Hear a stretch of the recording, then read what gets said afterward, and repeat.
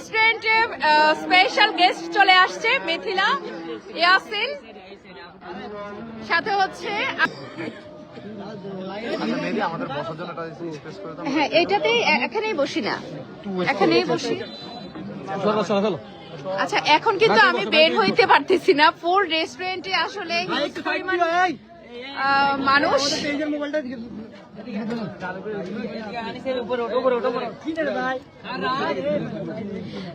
আচ্ছা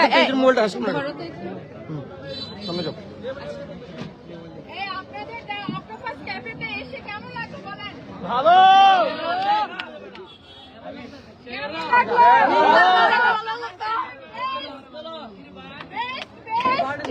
সবাই কিন্তু চলে আসবেন দা অক্টোপাস ক্যাফেতে। এটা হচ্ছে বলুনের সেরা।